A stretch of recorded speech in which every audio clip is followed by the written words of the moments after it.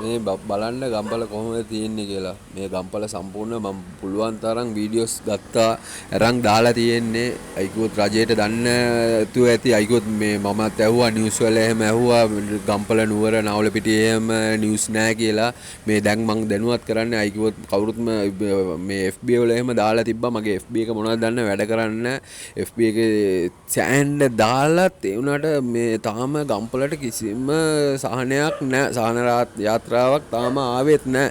ඒකයිද දන්නේ නැහැ කියන සෑන්ඩ් මිනිසුන්ට ප්‍රශ්නේ. දැන් මමත් පාරට බහැලා බොඩිස් අරන් එහෙම දඟලලා බැරිම තැන තමයි මේ කවරේජ් එක ආපු ගමන් මම පටන් ගත්තේ මේ සෝෂල් මීඩියා දාමු කියලා.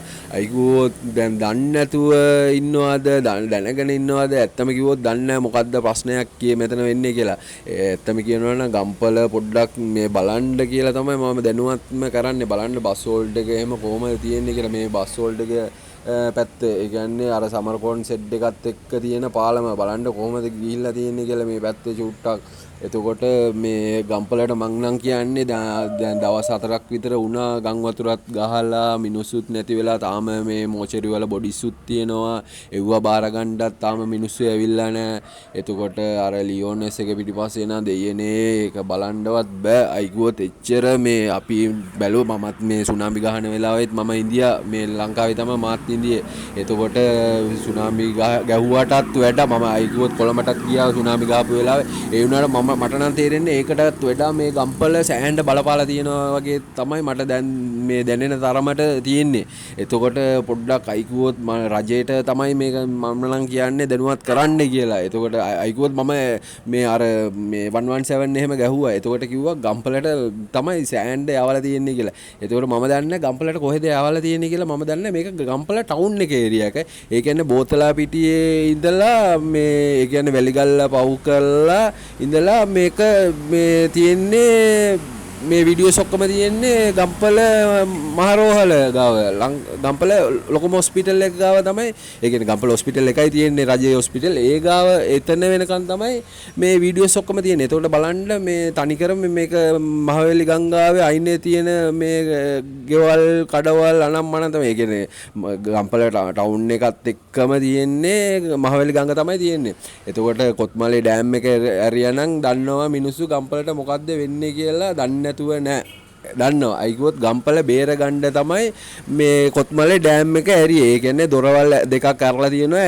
ඇරපු දොරවල් වලට තමයි මෙච්චර ඇරවලා ගිහිල්ලා තියෙන්නේ ගම්පලම මුළු මේ ගම්පල මං හිතන විදිහට මේ කොහොමරි 10000කට වැඩිය මිනිස්සු අනාථ වෙලා ඉන්නේ. පල්ලිය පන්සල් වල තමයි ඉන්නේ. පල්ලිය පන්සල් වලින් තමයි කෑම දෙන්නේ. රජෙන් වත් තාම බත් පැකට් යන්නේ මේ හාල් ඇටයක්වත් නෑ. තම්බල කාපන් කියලාවත් කියන්න දෙන්න දුන්නේ නෑ. ඒ කියන්නේ මේ මොකද්ද කිව්වොත් මේ බත් පැකට් එකක් අරින් දුන්නේ නැහැ කියන්නේ මිනිස්සු කණ්ඩ බොන්න නැතුව මේ වෙලාවට මේ මං හිතන විදියට මැරලා ඇති. කියන්න බෑනේ. දැන් ලොකු මිනිස්සු වතුර එකක් අරින් බොන්න නැතුව දවස් දෙකක් වරින් ඉඳී පොඩි ළමයිට ඉන්න බෑනේ. ඇත්තම කිව්වොත් අවුරුද්දේ ළමයි ඉන්නවා, අවුරුදු 5 ළමයි ඉන්නවා, 10 ළමයි ඉන්නවා, 3 ළමයි ඉන්නවා, මාස 6 මාසෙක ළමයි, ඉපදිච්ච ළමයි එච්චර ඉන්නවනේ. එතකොට පොඩ්ඩක් මේක ගම්පල මොකද්ද සිටුේෂන් කියලා ඩෝන කැමරාවක් හරි දාලා බලන්නද කියලා තමයි මම කියන්නේ. මොකද්ද ප්‍රශ්නේ කියලා කාට හරි පොඩ්ඩක් ඇවිල්ලා බලන්න පුළුවන් නේ. රජෙන් පොඩ්ඩක් ඇවිල්ලා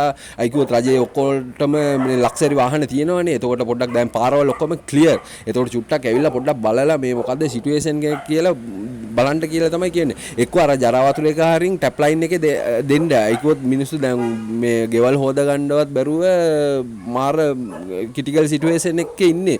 එතකොට මිනිස්සු පව් දැන් මමත් අනාථ වෙලා ඉන්නේ. මටත් කණ්ඩ බොණ්ඩ බෑ නැතුව මේ එක එකනා දෙනෙව්වා තමයි කාලා බීලා ඉන්නේ. මටත් පොඩි එක්කෙනෙක් ඉන්නවා. එයා බිස්කට් පැකට් එක ඉල්ලනවා, කිරි පැකට් එක තාත්තේ දෙන්න කියනවා, කෙසෙල් ඉන්නලනවා.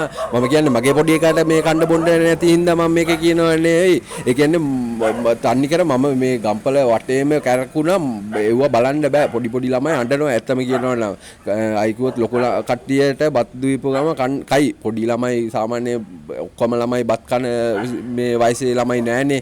කිරි බොන ළමයි ඉන්නවා. එහෙම සෑහෙන්න තියෙනවා. අයිකුවත් මෙවුවා කියලා මේ තේරුම් ගන්න ඕනේ නෑ. මෙවුවා බලපු ගමන් තේරුම් ගන්න පුළුවන්. අයිකුවත් කොත්මලේ ඩෑම් එක අරපු ගමන් ගම්පල යට වෙනවා කියලා සාමාන්‍ය දැනුමත් තියෙන මිනිස්සෙක්ට දන්නවා. අයිකුවත් දැන් කොත්මලේ ඩෑම් එකෙන් නිකන් මේ විහිළුවට නෙවෙන්නේ ගැහුවේ ගම්පල බේර ගන්න තමයි ගැහුවේ 1978 මේ ගහපු ගම් වතුරෙන් ගම්පල සෑයන්ට යට වෙලා. ඒ කියන්නේ අපි දන්නේ අපේ තාත්තලා සීයලා ඉන්දියා. එතකොට එයාලා කියනවා මෙච්චර යට උන් මෙච්චරත් යට උන්නේ නැහැ කියලා සමහර මිනිස්සු කියනවා. මේකටත් වඩා යට වුණා කියලා කියනවා. ඒ කියන්නේ කොත්මලේ ඩෑම් එක සාමාන්‍ය මං හිතන විදිහට රජයට දැනුමක් දීලා තමයි ඩෑම් එකත් ඇරලා ඇත්තේ. එතකොට මං හිතන විදිහට රජයට සමහර වෙලාවට ඉන්ෆෝම් කරලා ඇරලා ඇද්ද දන්නේ නැහැ. එතකොට ඒ අරපු වෙලාවේ සමහරට ඔටෝ ඒක ඔටෝ වලින් තමයි මේ ටියුන් වෙන්නේ කියලා කියනවා. එතකොට ඔටෝමැටික් තමයි ඒක ඇරලා තියෙන්නේ කියලා කතාවක් කියනවා. ඒව ඉතින් අපි දන්නේ නැහැ මොකද්ද මේ ප්‍රශ්නේ කියලා. එතකොට දැන් ඒක වෙන්න තියෙන දේවල් ඔක්කොම